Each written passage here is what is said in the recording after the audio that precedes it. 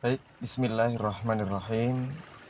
Selamat malam semuanya, teman-teman, khususnya yang tergabung dalam grup kelas literasi online bersama saya sendiri, Zehan Zaris.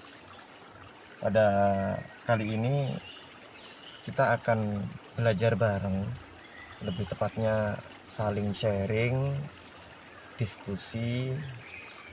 Saya ingin mengawali dengan materi pertama kita tentang teknik dasar atau cara mudah dalam menulis puisi. Sebelumnya saya di sini bukan yang paling pandai di antara kalian semua.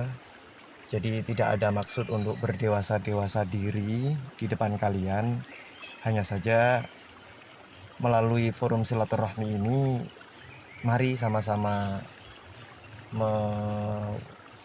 berusaha merangkai cita-cita kita bersama, keinginan kita bersama melalui diskusi bareng di kelas literasi online gelombang 2. Jadi forum ini memang saya tujukan khusus untuk mempererat jalinan relasi tali silaturahmi di antara kita semua agar nantinya kita bisa saling tanya jawab terkait hal-hal yang kita butuhkan. Baik, pada pertemuan kali ini kita akan membaca artinya mohon maaf, kita akan belajar sedikit tentang puisi, baik itu terkait dengan definisi, tujuan, bentuk maupun caranya. Yang pertama, apa sebenarnya puisi itu? Tentu di sana banyak sekali literatur yang menerangkan definisi-definisi tentang puisi. Banyak dicari di buku-buku, di katalog-katalog Google dan sebagainya, dari pendapat-pendapat para sastrawan, para penyair. Tentu banyak kita jumpai, tapi pada kali ini saya benar-benar tidak ingin menjebak kalian dengan memunculkan sebuah definisi yang menurut persepsi saya sendiri, karena justru dengan definisi kita ini cenderung konon justru malas gitu, karena merasa dengan dikerucutkannya melalui arti, makna, atau definisi, kita justru cenderung merasa wah berarti puisi itu berat, puisi itu sulit, puisi itu susah. Jadi akan menimbulkan perasaan malas kita untuk memulai. Jadi ini adalah poin-poin dasar yang menurut saya atau bagi saya pribadi mampu mewakili definisi puisi. Puisi bisa dikatakan puisi asal di sana ada kata-kata atau susunan dari beberapa kata, kemudian disusun secara indah dan memiliki makna, dan yang terakhir puisi harus selesai. Maksudnya apa? Puisi adalah kata-kata yang dirangkai menjadi sebuah baris kalimat. Baris kalimat dirangkai kembali menjadi bait sampai seterusnya dengan prinsip dikemas sesederhana mungkin, dikemas sesingkat mungkin, dengan memunculkan keindahan-keindahan yang menurut kita itu sudah mewakili perasaan kita. Kemudian makna, apa sebenarnya yang dimaksud dalam makna? Kalau makna ini nanti kita belajarnya di tujuan puisi itu sendiri. Jadi setiap puisi harus memiliki makna sebenarnya. Tanpa makna kita percuma menulis hal-hal yang sia-sia. Dan kemudian yang terakhir adalah selesai. Kita belum bisa mengatakan satu tulisan itu adalah sebuah puisi jika kita menulisnya tapi belum selesai. Kita masih berhenti di tengah-tengah. Nah, itu saya kira sedikit singkat yang terkait dengan definisi. Selanjutnya, puisi ditinjau dari bentuk tujuan. Tujuan puisi itu apa? Nah, ini tujuan puisi yang paling dasar adalah sebuah media yang bertujuan untuk menyampaikan pesan atau makna. Jadi tujuan inti dari puisi itu kita sedang ingin menyampaikan sesuatu. Apa sesuatu itu? Kembali pada penulis puisi itu sendiri. Ini merupakan tujuan inti dalam puisi. nanti seindah apapun kata yang kalian rangkai, jika memang tak memiliki makna atau tak berhasil disampaikan maknanya, maka puisi tersebut akan menjadi simpang siur.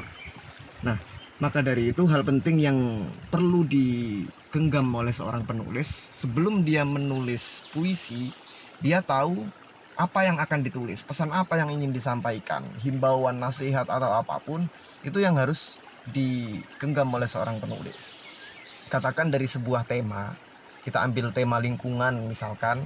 Jadi dari tema besar lingkungan itu, keresahan-keresahan apa atau wujud-wujud konkret apa yang ingin ditulis seorang penulis, dan pesan apa yang ingin disampaikan penulis kepada calon pembaca puisinya tersebut. Itu tujuan dari puisi. Memang banyak sebenarnya hal-hal yang bisa menjadi media untuk menyampaikan sesuatu, tidak hanya puisi. Misalkan ceramah, khutbah, atau hal-hal lain. Misalkan melalui media-media sosial, melalui hal-hal yang tidak puitik misalkan, itu juga bisa. Maka dari itu, puisi adalah salah satu media, salah satu cara untuk kita menyampaikan sesuatu dengan cara yang indah. Kemudian kita tinjau dari segi bentuk. Ditinjau dari segi bentuk, sesuatu tentu tidak bisa lepas dari tujuan dibentuknya. Jadi untuk menentukan bentuk puisi, kita nggak bisa mengesampingkan nilai tujuan yang kita bangun. Media penyampai yang paling valid sejauh ini adalah dua bentuk tersebut. Apa dua bentuk tersebut? Poin 3 yaitu bentuk lisan dan bentuk tulisan. Artinya puisi itu bentuknya kalau nggak ditulis ya dibaca. Kalau ditulis artinya puisi itu akan menjadi sebuah karya tulis, karya sastra tulis. Tapi seandainya puisi itu tidak ditulis, disampaikan, bisa nggak? Bisa saja. Puisi-puisi otodidak yang disampaikan itu juga merupakan sebuah karya sastra lisan. Artinya puisi itu nggak perlu ditulis, tapi memang benar-benar terangkum dalam media penyampai kita dalam bentuk lisan. Kalau tidak ditulis dan tidak dibaca atau tidak disampaikan melalui deklamasi, katakan, apakah bisa disebut puisi? Cuma direnungkan, dibatin, tidak akan menjadi sebuah puisi. Makanya kita bicara tentang bentuk puisi ada dua, bentuk lisan dan bentuk tulisan. Yang keempat, cara. Maksudnya cara apa? Cara menulis puisi yang paling sederhana dan paling awal untuk menggugah hasrat kita menulis puisi sebenarnya banyak sekali. Tapi pilih yang paling sederhana dan yang paling kalian suka. Banyak cara untuk menulis puisi. Yang paling mudah adalah dengan cara mau menulis. Jadi mau menulis maksudnya bagaimana? Percuma seseorang bermimpi menjadi seorang penulis, dia ingin membukukan atau menuliskan karya-karyanya, tapi kalau sejatinya dia tidak ingin mengawali untuk menulis sesuatu, dia tidak akan menjadi sebuah tulisan, tidak akan menjadi sebuah karya. Oke, itu yang pertama tentang puisi, baik ditinjau dari sudut definisi, tujuan, bentuk maupun caranya. Kemudian modal penting yang harus kita miliki jika kita ingin menulis puisi. Apa saja? Kita punya modal, harus punya modal. Kita mau mondok ke pesantren juga harus punya modal. Kita mau sekolah, kita mau kuliah juga punya modal. Mau melakukan apapun, kita butuh yang namanya modal. Nah, termasuk di dalamnya jika kita ingin menulis puisi. Apa kira-kira modal pentingnya? Yang pertama, jangan pernah merasa terpaksa atau tidak suka. Ini penyakit. Sebenarnya hal ini tidak hanya terkhusus untuk kita menulis puisi. Bahkan segala sesuatu pun, jika kita mengawalinya dengan perasaan terpaksa atau tidak suka, sesuatu yang kita lakukan tidak akan berjalan dengan baik. Makanya jika kita ingin menulis sebuah puisi, awali dengan sebuah kerelaan hati dan benar-benar dengan keinginan tinggi. Jangan merasa terpaksa. Puisi yang ditulis dengan cara yang terpaksa Apakah bisa jadi puisi? Bisa. Tapi tentunya banyak faktor-faktor yang akan mengurangi nilai-nilai estetika dari puisi yang ditulis oleh seseorang yang terpaksa. Yang kedua, mediasi. Apa yang dimaksud dengan mediasi? Mediasi, kalau zaman dahulu, saya selalu mempunyai prinsip bahwa kemanapun kita berada atau seseorang bisa menjadi seorang penulis dimanapun, dia harus membawa yang namanya pensil atau pulpen dan kertas. Ini media untuk kita menulis. Kalau kita ingin mengunggulkan sastra lisan, artinya kita cukup untuk mendeklamasikan dan mengucapkan, ya modal pentingnya adalah kita harus punya ingatan yang kuat, daya ingat yang kuat. Dan daya intuisi yang selanjutnya nanti akan kita bahas, untuk merekam sesuatu yang ada di pikiran dan langsung diterjemahkan oleh lisan. Tapi hal-hal yang seperti itu kiranya sulit untuk kita gapai, tapi bisa kalau kita sudah terbiasa. Artinya mediasi ini adalah alat untuk bagaimana kita mentransfer energi kita dalam keinginan menulis. Kalau hari ini mungkin ballpoint atau pensil dan kertas adalah sesuatu yang sudah kuno, katakan. Kita juga punya Android, kita punya ponsel. Nah, di sana juga tentu ada aplikasi-aplikasi yang mendorong untuk kita bisa menulis. Banyak aplikasi-aplikasi yang bisa kita gunakan. Ini termasuk mediasi atau alat yang bisa kita gunakan. Karena tanpa alat mungkin kita nggak akan bisa menulis gitu. Jadi minimal kalian semua ketika punya cita-cita atau punya keinginan serius menulis, harus ada aplikasi dalam HP kalian yang khusus untuk katalog-katalog karya tulis kalian. Oke, yang ketiga, modal pentingnya apa? Ada intuisi, halusinasi, dan nalar. Intuisi itu apa? Intuisi lebih pada feel. Dia dekat dengan perasaan dan cenderung melibatkan insting manusiawi. Jadi intuisi memang perannya penting sekali dalam menulis puisi, karena melalui intuisi inilah nantinya kita akan bisa mengawali bagaimana puisi ini bisa dibangun pondasi-pondasi dasarnya. Kemudian untuk mengembangkannya kita butuh halusinasi. Makanya biasanya seorang penyair itu tukang khayal.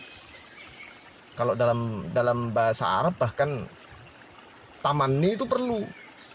Apa tamanni? Tamanni adalah ketika kita bercita-cita tentang sesuatu itu tidak mungkin kita gapai. Itu namanya tamanni.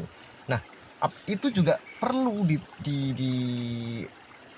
dituangkan dalam nilai-nilai puisi yang akan kita bangun.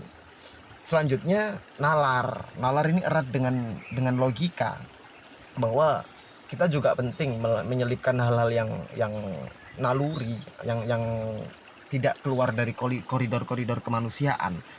Nah, intuisi, halusinasi, dan nalar ini kemudian yang nantinya kita permak, kita bungkus dengan yang namanya teori kepenulisan. Untuk memperindahnya bagaimana, untuk membangun estetikanya bagaimana, itu nanti kita belajar lebih dalam di tahap-tahap selanjutnya. Kemudian modal pentingnya adalah kemauan. Ini mesti. Tanpa kemauan kita tidak akan bisa mengawali apapun itu, tidak hanya menulis puisi. Jadi kemauan ini memang harus ada. Kemudian yang paling penting menurut saya yaitu yang terakhir, konsistensi. Jadi seseorang jika ingin menulis tidak hanya bisa menuliskan 1-2 puisi kemudian bisa langsung menggapai apa yang diinginkan. Bahkan banyak penyair-penyair yang sebelum kita kenal hari ini sudah beberapa ribu karya yang ditelurkan, berapa ribu puisi yang ditulis, itu pun hanya beberapa puisi yang menurut kita bagus. Mungkin seperti itu. Artinya apa? Pelibatan konsistensi di sini penting. Karena lewat konsistensi kita bisa membangun kapasitas diri. Kita bisa tahu kelemahan-kelemahan kita di mana. Jadi lebih tepatnya kita tidak terburu-buru merasa puas. Nah, musuh utama konsistensi yaitu diri sendiri. Munculnya perasaan malas dengan alasan tidak mood, dengan alasan kondisinya, keadaannya sedang tidak memungkinkan dan lain sebagainya, itu adalah hal-hal faktor di luar yang akan menjadi musuh dari konsistensi yang akan kita bangun. Jadi penting konsistensi. Bagaimanapun keadaan kita, apapun yang sedang kita alami, ketika intuisi, halusinasi, dan nalar ini kita fokuskan benar-benar untuk belajar menulis puisi, tentu konsistensi ini akan menjadi hal yang penting. Makanya fokus. Untuk mencapai tujuan itu dipentingkan fokus. Ketika kita ingin menjadi seseorang yang sukses, kita tidak bisa seenaknya saja untuk beristirahat dari keinginan kita, ya kan? Jadi memang harus benar-benar al-ajru biqadri ta'ab, ya. Sejauh apa kita lelah dalam mengupayakan sesuatu, ya sejauh itu pula hal-hal yang akan kita inginkan bisa dituju. Kemudian jangan terburu bercita-cita. Ini biasanya menjadi penyakit akut yang diderita para penulis pemula. Bolehlah kita memfigurkan seorang sosok.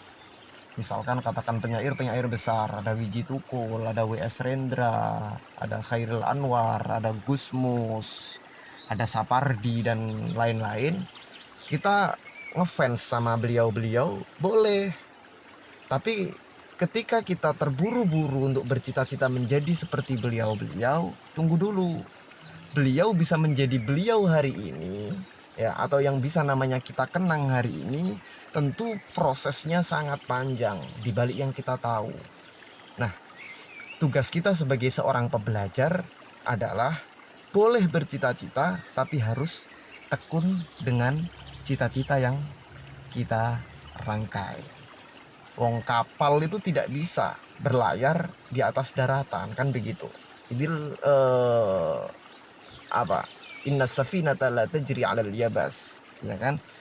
Jadi bahwasanya kita logis saja ketika kita bermimpi menjadi seorang dokter, kita kuliah di kedokteran, ya, kita memperdalam ilmu-ilmu kedokteran, kita konsisten untuk memperdalam keilmuan dan apapun yang berhubungan dengan kedokteran. Begitupun dengan profesi-profesi yang lain, termasuk di dalamnya ketika kita ingin fokus di dunia literasi atau di dunia sastra. Tentu hal utama adalah kita sering-sering membaca, kita sering-sering menulis dan praktek, serta konsisten dalam membaca, menulis, dan mempraktekkan apa yang telah kita dapatkan.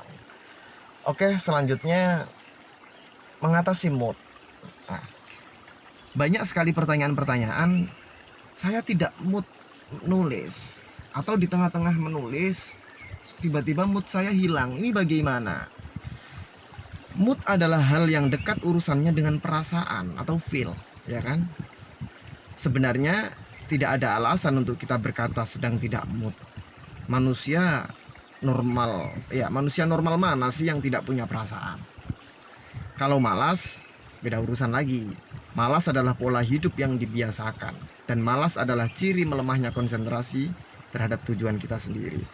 Artinya mood itu sebenarnya melekat dalam tubuh kita. Mood itu hal yang paling dekat dengan perasaan. Saya pernah mengatakan bahwa puisi itu bahasa Arabnya adalah asy'ar. Asy'ar dibangun dari kata asy'ur, artinya perasaan. Makanya barang siapa yang tidak suka dengan puisi, maka boleh jadi dia sedang tidak punya perasaan, kan begitu. Termasuk juga dengan bagaimana kita mengatasi mood. Mengatasi mood sebenarnya PR-nya kita menumbangkan hal-hal yang di luar membuat kita kehilangan mood itu sendiri. Setiap manusia adalah dokter bagi dirinya sendiri. Selama hati dan pikirannya sehat, kita tidak akan terjangkit penyakit-penyakit yang berpeluang menjatuhkan diri sendiri. Jadi sebenarnya malas adalah penyakit, hilangnya mood adalah penyakit, inkonsisten juga penyakit. Yang semua penyakit-penyakit itu sebenarnya penawarnya, dokternya adalah orang yang sedang terjangkit penyakit itu sendiri. Kalau kita sedang dilanda malas, siapa yang bisa menumpas kemalasan kita kalau tidak kita sendiri? Artinya teguh dalam hal seperti itu. Selanjutnya kita mulai ke teknik mengawali. Oke, kita belajar pelan-pelan. Teknik mengawali menulis mulai dari hal yang paling dekat dengan diri kita. Jadi jangan memperumit keadaan, jangan memperumit sesuatu. Saya bingung mengawali, saya bingung mencari tema, atau saya bingung, atau yang akhirnya malah kita tidak jadi menulis. Caranya gimana? Mulai saja dari hal yang paling dekat dengan diri kita. Lingkungan boleh, kepribadian boleh, atau perasaan kita sendiri boleh. Hal yang paling dekat dengan diri kita ya diri kita sendiri. Lingkungan kita, kepribadian kita, perasaan kita, semuanya tidak berhenti gitu loh. Perasaan kita selalu mengalir, selalu berjalan. Keadaan kita juga selalu berjalan. Lingkungan kita juga selalu kita jumpai. Artinya kita nggak akan kehilangan dengan 3 hal ini minimal. Misalkan nih, kita adalah orang yang miskin. Ini keadaan kehidupan pribadi kita. Kumpulkan saja hal-hal yang berkaitan dengan keadaan tersebut, baik dari segi intuisi, halusinasi maupun nalar. Kemudian cari satu baris kalimat untuk mengawali. Nah, ini kita coba untuk mengawali menulis puisi dengan latar belakang kita memandang keadaan kepribadian kita atau keadaan kehidupan kita. Bahwasanya mungkin kita adalah seseorang yang miskin. Hal ini secara otomatis akan memudahkan kita dalam mencari tema. Otomatis temanya adalah kemiskinan. Tapi kemiskinan ini perlu diingat merupakan tema yang skup skalanya masih besar. Jadi kita nanti perlu mengerucutkan sub-sub yang penting untuk kita bangun dari tema besar ini. Jadi mulai dari hal yang paling dekat dengan diri kita. Kemudian setelah kita memulai dengan cara yang tadi, bentuk kerangka. Kita tadi sudah menemukan tema kemiskinan misalkan. Setelah tema digenggam, cari hal yang ingin kalian sampaikan dari tema yang kalian angkat. Misalkan ingin mengungkapkan penderitaan yang dialami, ya, yang paling dekat dengan kemiskinan itu penderitaan. Mungkin nggak hanya penderitaan, banyak lagi hal-hal yang lain. Katakan kemiskinan itu identik dengan kekufuran, identik dengan banyaklah keluhan dan sebagainya. Tapi yang ingin kita angkat di sini mungkin satu hal saja, yaitu penderitaan yang dialami oleh orang-orang miskin. Apa saja yang penting dibangun dalam kerangka? Yang pertama jelas pembuka, ya kan? Kemudian disusul praklimaks. Praklimaks di sini saya kasih tanda kurung karena kadang seorang penulis boleh dalam kondisi-kondisi tertentu tidak melibatkan praklimaks dalam puisinya. Kemudian yang paling inti adalah klimaks atau konflik, atau yang saya katakan sebagai pesan tadi yang ingin diangkat itu apa. Jadi ini yang paling penting. Kita nggak mungkin menulis sebuah puisi tentang kemiskinan tapi tidak ada pesan yang ingin kita angkat, tidak ada sub inti yang ingin kita munculkan dari puisi itu. Kemudian closing akhir juga penting. Ini untuk memperindah atau untuk menyelesaikan tahap-tahap kepenulisan kita. Jadi nggak mungkin sebuah puisi satu buah puisi jadi katakan di sana ada 4 baris terus isinya di dalamnya adalah klimaks semua. Nggak mungkin. Kalimat pertama biasanya di baris pertama kita awali dengan nada-nada pembuka. Nanti kita berikan contohnya di belakang. Kemudian diakhiri juga dengan cara yang lembut atau yang bagus.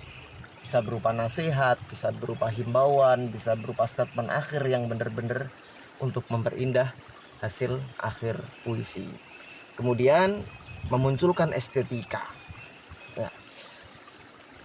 Apakah penting dalam menulis puisi kita memperhatikan teori? Sementara tidak semua kita adalah pebelajar-pebelajar dalam dunia sastra secara akademis. Ya, kalau kita belajar di Fakultas Sastra, kita akan mempelajari teori-teori tentang sastra. Bagaimana dengan yang tidak? Ya kan? Ini penting juga untuk kita kaji. Makanya saya sebenarnya benar-benar ingin membangkitkan roh-roh santri-santri dimanapun berada di Indonesia, karena santri sebenarnya sudah punya modal tinggi dalam terjun dunia sastra. Kita pernah belajar yang namanya balaghah, ya kan? Kita pernah belajar yang namanya mantik, kita pernah belajar yang namanya ilmu arut dan sebagainya, yang semuanya tersebut tidak lepas dari ilmu-ilmu kebahasaan. Dan ini modal penting yang dimiliki santri. Makanya kalau ingin mengembangkan dunia kepenulisan, santri harusnya punya modal yang tinggi. Mereka yang duduk di bangku kuliah, katakan mereka akan memiliki teori-teori sebagai suplemen untuk membangun apa yang diinginkan dalam dunia sastra juga. Makanya teori itu juga penting. Tapi selain teori, memunculkan estetika membutuhkan ketekunan dan konsistensi. Lagi-lagi kita kembali pada konsistensi. Estetika bukan perkara yang bisa dibangun dan diindahkan dengan seketika.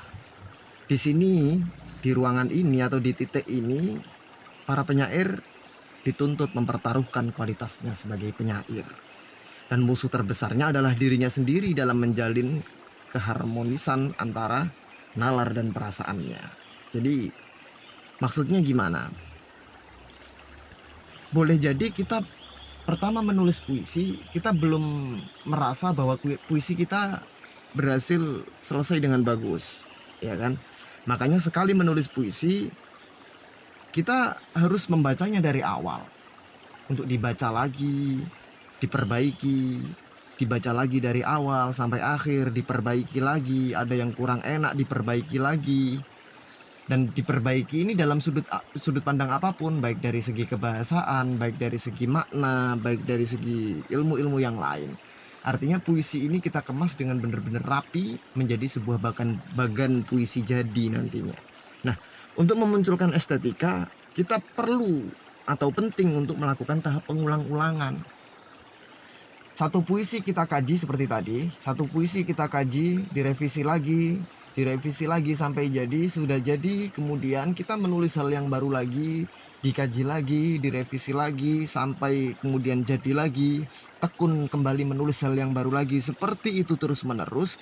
Ini yang nantinya akan mengantarkan kita pada pembenahan estetika, karena selama proses kita menulis dan mengulang-ulang tersebut, ada pelibatan antara nalar dan perasaan yang secara tidak sengaja kita bangun.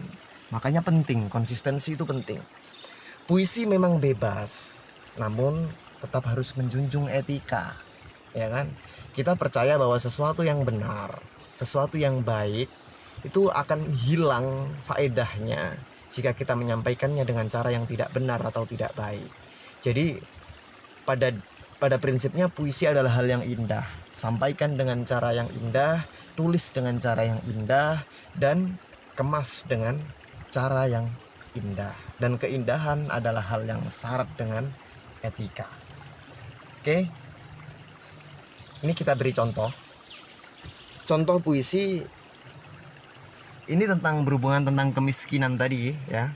Ini saya nulis tentang kemiskinan yang mengedepankan tentang apa tadi, hal-hal yang kita keluhkan. Sehari sebelum mati, kerontang benar, tidak ada sajak hari ini. Semuanya habis dilahap penyair. Aku lapar sejak lama, sebelum piring-piring betah singgah di almari istana. Sebulan yang lalu, kujual semua mimpi-mimpi. Jauh di seberang sana, kutukar dengan detik waktu agar berputar cepat. Percuma, berhayal tak membuat perut kenyang. Jika semua kini sedang berlari melangit, merajut tapakan-tapakan tangga udara, saling tertawa, terlena, terbuai, tergadai, ternganga, terpesona. Jumawa, terserah. Aku ingin sarapan nasi. Itu saja. Jangan datang membawa puisi. Kemiskinan tak butuh kalimat, meskipun bergizi. Untuk apa tunjukkan harga drama? Untuk apa tunjukkan harga drama bela sungkawa? Sia-sia. perut kenyang hati buta. Untuk apa? Jadi itu tadi adalah sebuah contoh puisi yang baru saya tulis, berawal dari hal-hal yang telah kita bangun dari awal tadi, bahwa berkutat dengan tema yang terdekat dalam diri kita. Misalkan kita adalah orang yang kebetulan sedang miskin, kita merasakan keluhan-keluhan atau keresahan-keresahan apa, kita libatkan di situ. Atau mungkin ada pertanyaan seperti ini, seandainya kita disuruh menulis secara terpaksa, kita bukan orang miskin nih, tapi disuruh menulis tentang kemiskinan, apa bisa? Bisa. Kita mengandalkan daya-daya halusinasi tadi, ya kan? Kosakata teori kita tentang kemiskinan, meskipun kita tidak sedang miskin, tentu sudah tercakup dalam nalar dan logika kita bahwa orang miskin, gambaran retorisnya seperti ini. Itu kita rangkum dalam alam logika kita. Tapi untuk mengembangkan, meskipun kita tidak sedang dalam keadaan miskin, modalnya adalah halusinasi tadi. Silakan berhayal tentang menjadi orang miskin, libatkan perasaan, libatkan apapun yang berkaitan dengan hal-hal yang bisa membangun kita menulis puisi-puisi tersebut. Kemudian ini penting, jangan diperumit ya. Jangan diperumit itu artinya apa? Penulis pemula biasanya terjebak ingin memperindah puisi dengan memunculkan kata-kata ilmiah non populer. Ingat, tujuan puisi adalah menyampaikan sesuatu. Akan sia-sia jika hanya fokusnya meracik kata-kata, namun tujuannya tak sampai. Ya, ini juga kelemahan kita bersama.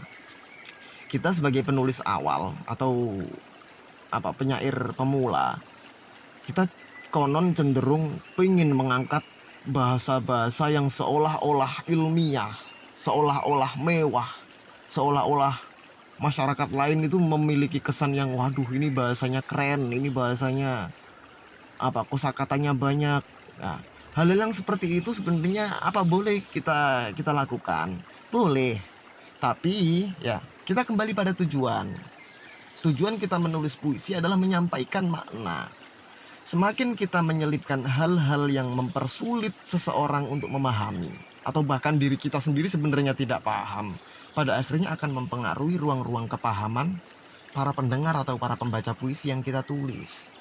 Jadi, apa bisa dikatakan puisi bagus? Bisa, asal maknanya tetap sampai pada pembaca. Sekalipun pembaca tetap bebas memaknai puisi kita seperti apa. Tapi jika pembaca merasa kesulitan dalam memahami kata-kata, bukan dalam segi hal-hal yang retoris, tapi dalam segi hal-hal yang memang sengaja kita kita munculkan kalimat-kalimat, misalkan sudut-sudut parsial itu, sehingga para pembaca akan memikirkan parsial itu apa, yang belum tentu penulis sendiri itu paham. Ini akan memperumit. Makanya munculkan kata-kata yang sesederhana mungkin sebagai tahap awal, ya. Kita tengok puisi-puisinya Gusmus, kita tengok puisi-puisinya Wiji Tukul dan sebagainya. Kita jarang menjumpai kalimat-kalimat sulit di sana. Tapi modal beliau-beliau adalah kejujuran dari menerjemahkan perasaannya. Sesuatu yang diterjemahkan oleh perasaan akan bisa ditangkap oleh perasaan. Karena puisi adalah hal-hal yang paling lekat dengan perasaan. Jadi kita tidak bisa semena-mena angkuh-angkuh diri menjual kata-kata yang seolah mewah, kecuali memang benar-benar kata-kata itu adalah kata-kata yang tidak ada gantinya. Misalkan kita memunculkan kalimat zuhud. Nah, zuhud kalau di dalam bahasa Indonesia kan akan menjadi kalimat yang panjang. Karena dalam bahasa Indonesia sendiri, zuhud adalah sesuatu yang aslinya berbahasa Arab gitu. Kalau memang kita tidak menemukan padanan katanya yang lebih sederhana, bolehlah kita memunculkan kata-kata tersebut, zuhud, sufi, atau dan lain-lain. Nah, intinya jangan diperumit. Terjemahkan saja apa yang sedang dirasakan untuk kemudian bisa dirasakan para pembaca. Kemudian tetap fokus pada inti puisi. Libatkan diri Anda, perasaan Anda, intuisi Anda, halusinasi Anda untuk mencapai fokus pesan puisi. Puisi yang ditulis tanpa fokus dari penulisnya akan hambar ketika dibaca, meskipun oleh dirinya sendiri, seindah apapun tata letak bahasanya. Jadi kita juga sering kan menulis segala sesuatu atau menulis sesuatu yang bahkan ketika tulisan itu kita rasa sudah selesai, tapi ketika kita baca ulang, kita justru kehilangan pesan yang kita ingin sampaikan. Kok tulisan saya seperti ini ya? Kok puisi saya jauh dari rencana awal saya ya? Nah, itu tandanya ketika kita sedang dalam menulis, kita tidak fokus dengan tujuan. Kita hanya fokusnya di merangkai kata-kata bagaimana agar terlihat indah, ya kan? Makanya keindahan yang paling utama adalah kejujuran, dan puisi adalah menerjemahkan perasaan. Perasaan bisa ditangkap oleh perasaan dengan cara kita menjual kejujuran di dalamnya.